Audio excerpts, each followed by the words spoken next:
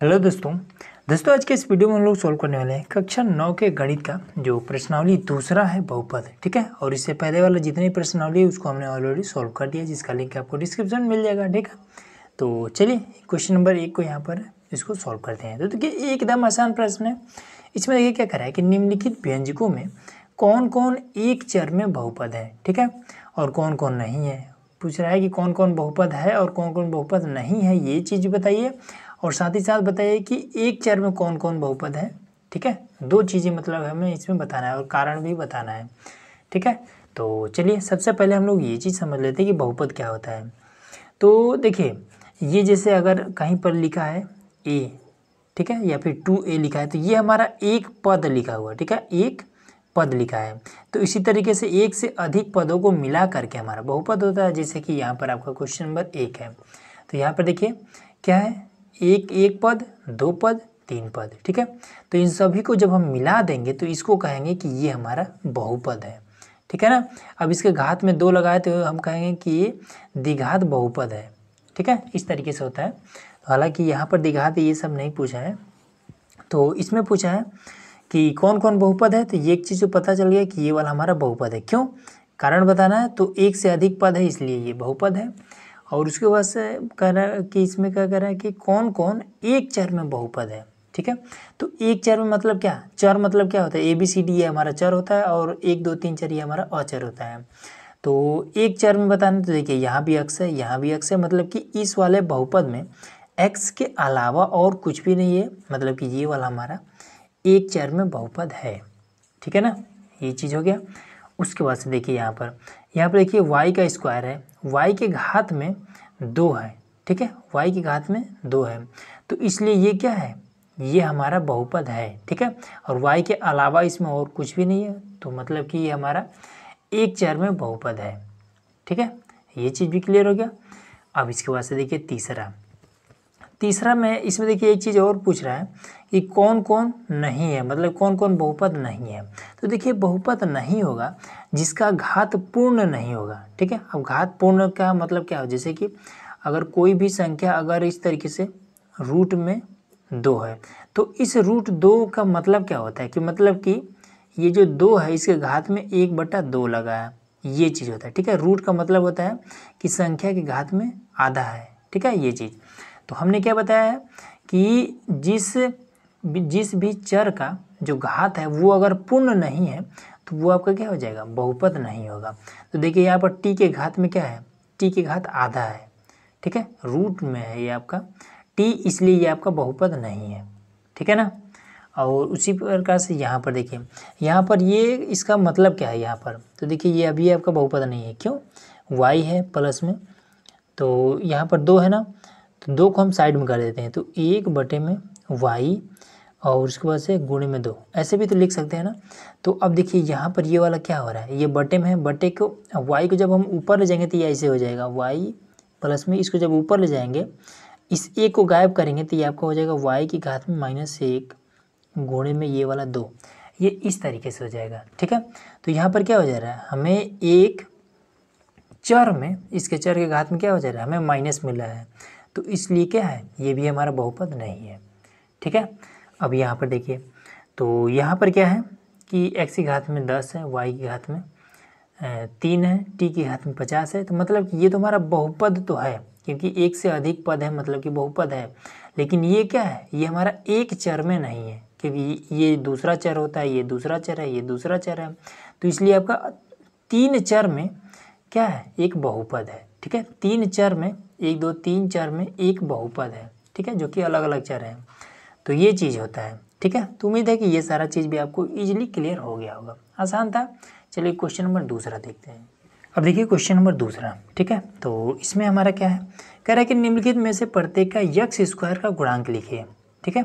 एकदम आसान प्रश्न है, बस इसका तरीका पता होना चाहिए। देखिए इसमें कह रहा है कि यहाँ पर क्वेश्चन दिया हुआ है कि 2 प्लस में x स्क्वायर प्लस में x। तो इसमें देखिए इसका सिंपल कहने का मतलब है, ये कह रहा है कि x स्क्वायर के साथ में कौन गुणा कर रहा है, ये चीज़ आप बताइए, ठीक है। तो देखिए x स्क्वायर को हमें केवल देखना है, यहाँ पर क्या है, x है, यहाँ पर x स्क्वायर, तो हमें इसमें देखना है। तो इस x स्क्वायर के साथ में हम देख रहे हैं कोई भी गुणा नहीं कर रहा है, इधर है तो ये तो जोड़ में ही है, तो एक्स स्क्वायर के साथ जहाँ पर कोई गुणा ना करे, समझिए कि वहाँ पर एक गुणा कर रहा है, तो इसका आंसर एक हो जाएगा, बस कुछ भी नहीं करना है।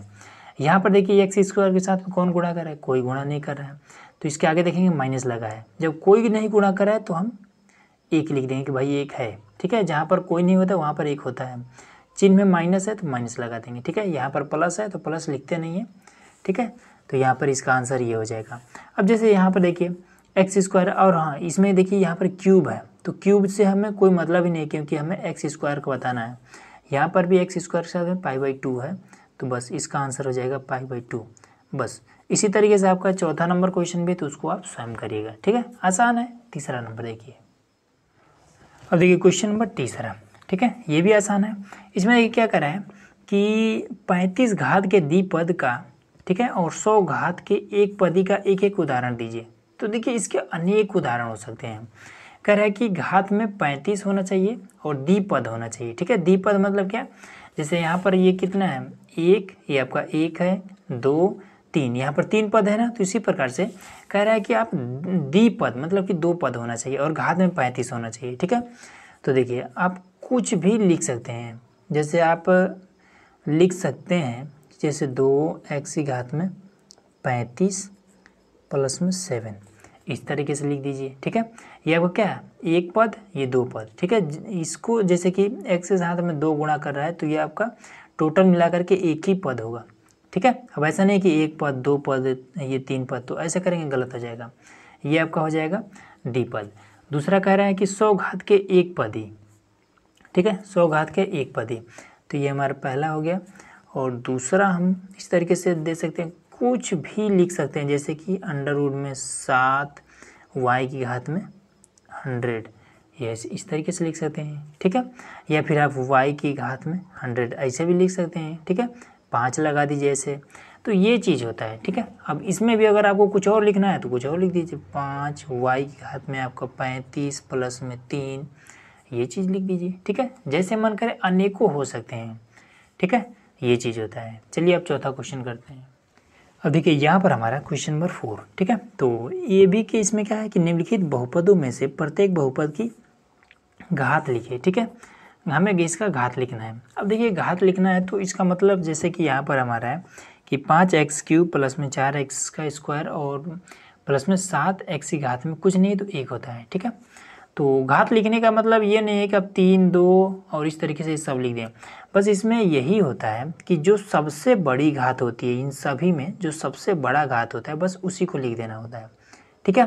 तो जैसे आपका पहला में है तो इसका सबसे बड़ा घात क्या है, 3 है, तो फर्स्ट नंबर का जो आंसर हो जाएगा वो आपका 3 हो जाएगा, ठीक है। अब इसमें अगर देखना होगा तो सेकेंड नंबर का जो आंसर हो जाएगा वो आपका 2 हो जाएगा, ठीक है, सबसे बड़ा यही है। इसमें अगर देखना होगा तो आपका हो जाएगा टी के घात में देखना है, जो आपका चर होता है उसी के घात का देखना है, ठीक है। ये अचर वाले से कोनो मतलब नहीं है, टी के घात में कुछ नहीं है, 1 है, तो ये आपका 1 का आंसर हो जाएगा। अब चौथे में यहाँ पर क्या है, 3 है, ठीक है। अब 3, अब इसके साथ तो कोई चर है ही नहीं है, तो ये आपका 0 हो जाएगा, 0, ठीक है। बस यही आपका सिंपल सा आंसर हो गया।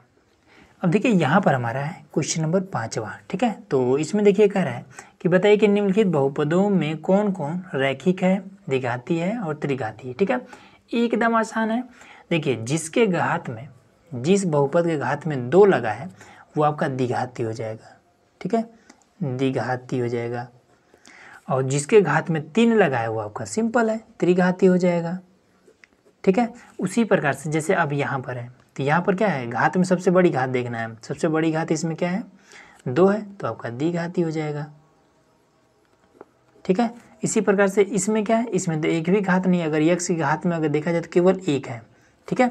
तो इसको हम कहते हैं रैखिक, ठीक है। जिसमें घात एक भी नहीं होता है उसको कहा जाता है रैखिक। हालांकि इस पर, जिस पर मतलब कि एक भी घात नहीं होता वहाँ पर 1 होता है, ठीक है, तो 1 मान लिया जाता है, लिखा नहीं जाता है, तो वो आपका रैखिक हो जाएगा। जिस पर 2 घात है द्विघाती, ठीक है। इसी प्रकार से आपका 5वां है और छठा है, ठीक है। तो 5वां में 1 भी नहीं है तो आपका रैखिक हो जाएगा, और उसके बाद से छठा में आपका 2 है तो आपका द्विघाती हो जाएगा, ठीक है। इसी प्रकार से आपका 7वां है तो उसको आपका घात में 3 है तो त्रिघाती हो जाएगा। तो ये तरीका होता है। तो उम्मीद है दोस्तों कि ये वाला प्रश्नावली आपको इजीली समझ में आ गया होगा। तो चलिए मिलते हैं इसके अगले प्रश्नावली में। तो ये वीडियो आप लोग कैसा लगा कमेंट बॉक्स में जरूर बताइएगा।